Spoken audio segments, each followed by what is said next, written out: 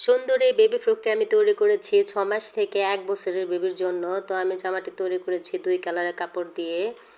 মেক্সি cutting এই ইয়োক ফ্রকটি কিন্তু খুব সহজে আপনারা তৈরি করে নিতে পারেন 1 গজ পরিমাণ কাপড় দিয়ে 1 বছরের বেবির জন্য। তো আমি 2 কালারের কাপড়টা নিয়েছি। এখানে গলার অংশে দিয়েছি 1 কালার, নিচের অংশে কাপড়টা দিয়েছি প্রিন্টের। তো নিচের কাপড়টা হচ্ছে 12 গিরা পরিমাণ এবং গলার অংশের ঝোল সহ আমার কাপড় রয়েছে 1 কালারের 6 গিরা পরিমাণ। নিচ পিছনের দিকে আমি ফাড়া রেখে দিয়েছি বোতামের জন্য। তো আসসালামু আলাইকুম everyone, welcome back to my YouTube channel জারেন ডিজাইনার। আপনাদের সবাইকে স্বাগতম। আমি প্রথমে জামাটি কাটিং করে নেব। তো এখানে আমার 2 বাসে ভাঁজ রয়েছে। তো তারপর আরও একটি ভাঁজ দিয়ে 4 পার্ট করে নিলাম। তো আরও একটি ভাঁজ দিয়ে আমি মোট 8 বাসে ভাঁজ করে নিব। তো 8 বাসে ভাঁজ করার পর আমি প্রথমে গলার অংশের চওড়া 2 সুতা কম 2 ইঞ্চি নিয়ে ড্রয়িং করে নিচ্ছি। যেহেতু আমি 6 মাস থেকে 1 বছরের বেবির জন্য তৈরি করব, এই জন্য আমি 2 সুতো কম নিয়েছি। আপনারা চাইলে 2 ইঞ্চিও নিতে পারেন বাচ্চার গ্রোথ বুঝে। তো আমি এখানে নিচের দিকে চওড়া নিয়েছি 2.5 ইঞ্চি পরিমাণ। তো 2.5 ইঞ্চিতে দাগ টেনে নিয়েছি এবং ড্রয়িং করে নিয়েছি। তো আমি এই পর্যায়ে প্রথমে গলাটি কাটিং করে নিচ্ছি, তারপর নিচের রাউন্ড শেপটা যে দাগ টেনে নিয়েছিলাম এটাও আমি কাটিং করে নেব। তো দেখুন বন্ধুরা, আমার গলাটি কিন্তু কাটিং করা হয়ে গিয়েছে। তো আমি যে কোনো একটি সাইডের কাটিং করে নেব। বুতাম বা হুক যেটাই দেন না কেন সেটার জন্য এখানে গলার অংশে কাটিং করে নিতে হবে। তো আমি এই পর্যায়ে যে গলার অংশে ঝুলের কাপড় হবে সেই কাপড়টা কাটিং করে নেব। তো এখানে আমার কুচির জন্য অনেক কাপড় লাগবে। তো আমার এখানে কিন্তু 2 টুকরো কাপড় রয়েছে। তো 2 টুকরো কাপড় আমি 2টি ভাঁজ দিয়ে নিয়েছি 16 ইঞ্চি লম্বায় এবং 2.5 ইঞ্চিতে আমি দাগ টেনে নিচ্ছি। দাগটা দিয়ে 2.5 ইঞ্চিতে আমি কাটিংটা করে নেব। তো 2.5 ইঞ্চিতে কাটিংটা করে নিলাম কুচির কাপড়টা। তো এই পর্যায়ে আমি প্রিন্টের কাপড়টা নিয়ে বগলের অংশ কাটিং করব। তো এখানে আমার লম্বা রয়েছে 16 ইঞ্চি। তো আমি একটু কাপড় বাড়তি নিয়েছি, লম্বার পুরোটাই রেখে দিয়েছি যাতে কুচিটা বেশি হলে জামাটা দেখতে সুন্দর হবে। তো 2.5 ইঞ্চি লম্বা নিয়ে আমি বগলের অংশটা 2.5 ইঞ্চি বা 2.5 ইঞ্চিতে নিয়ে কাটিং করে নিলাম। তো আমার এখানে কিন্তু কাপড় 2 বাসে রয়েছে, 2টি পাট রয়েছে। তো আমার চওড়া রয়েছে কিন্তু 13 ইঞ্চি। তো আমার যেহেতু জামাটি 16 ইঞ্চিতে হবে, তো সেলাই নিয়ে আমার 16 ইঞ্চিতে জামাটি টিকবে। তো আমার কাটিং করা শেষ। এই পর্যায়ে আমি সেলাই করব। সেলাই করার জন্য চলে আসলাম। তো আমি গলার পাটটি সরিয়ে রেখে প্রথমেই কুচির কাপড়টি রেডি করে নেব। একটি সাইড যে কোনো একটি সাইড একটি ভাঁজ দিয়ে তারপর আরও একটি ভাঁজ দিয়ে চিকন করে সেলাইটা দিয়ে নিতে হবে, মানে সাইডটা সেলাই করে নিতে হবে। তো সাইডটা সেলাই করে নিয়ে আমি আরেকটি সাইডে পাতলা করে একটি সেলাই দেব কুচি করার জন্য। তো সুতা টেনে যে কুচিটা হয় সেই কুচিটা কিন্তু একটা পাতলা সেলাই দিয়ে নিতে হয় প্রথমে, তারপর একটি সুতার মাথা ধরে টেনে টেনে কুচিটা করে নিতে হয়। তো আমি একটি সুতোর মাথা নিয়ে তারপর সুতাটা টেনে টেনে সম্পূর্ণ কুচিটাই করে নেব এবং সব জায়গা যাতে একুরেটভাবে কুচিগুলা হয় সেভাবে বসিয়ে নিতে হবে। তো একই নিয়মে কিন্তু সব জায়গায় একইভাবে কিন্তু কুচিগুলা করে নিতে হবে। দেখুন আমার গলার অংশের কুচিটা কিন্তু করা হয়ে গিয়েছে। তো এই পর্যায়ে গলার একটি পাট আমি নিয়ে এর উপর সাইডে সুন্দর করে বসিয়ে দেখিয়ে দিচ্ছি।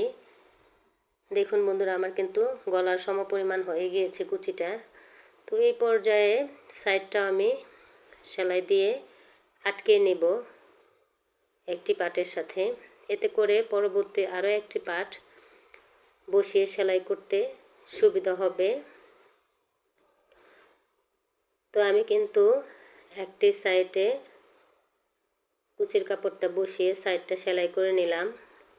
এরপর এর উপর আরও একটি যে পাট রয়েছে এটিকে আমি বসিয়ে মিল করে ধরে একই নিয়মে সাইডটাও সেলাই করে নিচ্ছি।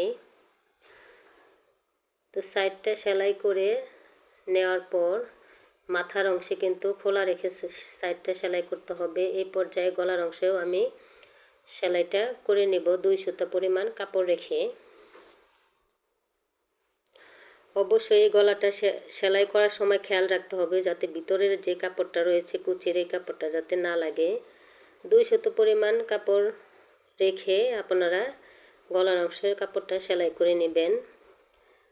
তো সেলাই করার পর গলার অংশে আমি একটু একটু করে কাট করে নেব যাতে উল্টানোর পরে গলার ফিনিশিংটা ভালো আসে। তো সতর্কতার সাথে কাটিংটা করে নেবেন যাতে সেলাই না কাটে। আমার চ্যানেলে যারা নতুন তারা অবশ্যই সাবস্ক্রাইব করে পাশে থাকবেন এবং বেল বাটনটি অন করে রাখবেন, এবং অলরেডি যারা সাবস্ক্রাইব করে দিয়েছেন তাদের অসংখ্য ধন্যবাদ সাবস্ক্রাইব করার জন্য। তো আমি একটি ঝুলের মাথা ধরে খোলা জায়গা থেকে ঝুলের মাথাটা ধরে দেখুন আমি কিন্তু গলাটি উল্টিয়ে নিলাম, মানে সোজা সাইড করে নিলাম। এই পর্যায়ে যে খোলা সাইডটা ছিল এইখানে 2 সুতো কাপড় ভিতরের দিকে দিয়ে তারপর মাথাটা সেলাই করে নিতে হবে। তো আমি কিন্তু দুটোটা মাথায় একই নিয়মে সেলাই করে নেব। দেখুন এই মাথাটাও আমি একইভাবে ভিতরের দিকে দিয়ে কাপড়টা তারপর সেলাই করে নিচ্ছি। তো মাথার অংশটা সেলাই করার পরে ঝুলের কাপড়টা কিন্তু আমার খোলা রয়ে যাবে, এই কাপড়টাও আমি সেলাই দিয়ে আটকে নেব।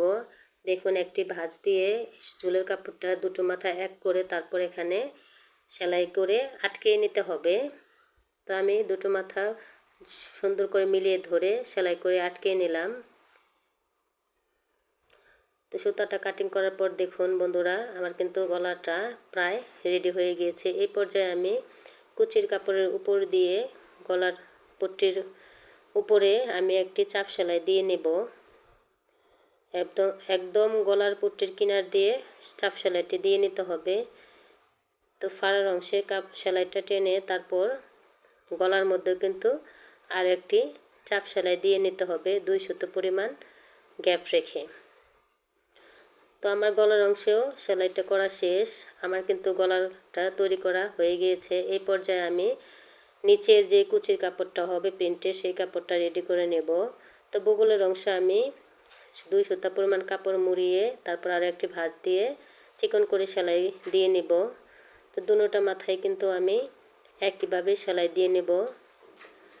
তো আপনারা চাইলে কিন্তু বগলের অংশে পাইপিংও করে নিতে পারেন, না চাইলে চিকন করেও সেলাই দিয়ে নিতে পারেন। তো সেলাই করার পর আমি আরও একটি সেলাই দিয়ে নিচ্ছি পাতলা করে। তো পাতলা করে সেলাইটি দিয়ে নেওয়ার পর আমি একটি মাথা সুতার ধরে টেনে টেনে কুচিটা করে নেব। তো কুচিটা করে নেওয়ার পর কিন্তু আঙুল দিয়ে মিলিয়ে সবগুলা কুচি সুন্দর করে একুরেট করে নিতে হবে। দেখুন বন্ধুরা আমি কিভাবে কুচিগুলা মিলিয়ে নিচ্ছি। তো দুটো পাটের কুচি কিন্তু আমি করে নিয়েছি। এই পর্যায়ে আমি গলাটা নিয়ে নিলাম। তো গলাটা একটি ভাঁজ দিয়ে নিলাম। তো ভাঁজ দেওয়ার পর আমি 2.5 ইঞ্চিতে চওড়া কাঁধের থেকে ধরে ফিতা তারপর এখানে আমি চক দিয়ে চিহ্ন করে নেব। তো দুটো পিঠেই কিন্তু একই নিয়মে 2.5 ইঞ্চিতে চিহ্ন করে নিতে হবে। অপর সাইডও আমি 2.5 ইঞ্চিতে চিহ্ন করে নিচ্ছি। তো এই পর্যায়ে আমি নিচের কাপড়টা নিয়ে নিলাম।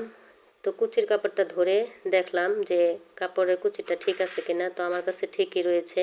তো এই পর্যায়ে যে চিহ্নটা করে নিয়েছিলাম এই চিহ্ন বরাবর সোজা সাইড করে কাপড় নিচেরটার দিকে বসিয়ে এবং গলার পট্টির সাথে সুন্দর করে উপরের দিকে সেলাই দিয়ে আটকে নিতে হবে। দেখুন বন্ধুরা আমি কিভাবে আটকে নিচ্ছি, একটু খেয়াল করলে বুঝতে পারবেন। তো সুন্দর করে আটকে নিলাম আমি সামনের পাটটা। এরপর আমি কিন্তু একই নিয়মে কিন্তু আমি ব্যাক পাটটাও লাগিয়ে নেব। তো সামনের পাটে লাগানোর পর আমি সুতাটা কাটিং করে নিলাম। এই পর্যায়ে আমি ব্যাক পাটটাও লাগিয়ে নিয়েছি একই নিয়মে। তোমরা একটু খেয়াল করলে বুঝতে পারবে আমি কিভাবে লাগিয়ে নিচ্ছি। তো সুন্দর করে ধরে ধরে নিচের দিকে খেয়াল রাখতে হবে সেলাই বসে কিনা। তো ব্যাক পাটটা আমার লাগানো হয়ে গিয়েছে। এই পর্যায়ে আমি উল্টো সাইড করে ভাঁজ দিয়ে সাইডটা এবার সেলাই করে নেব।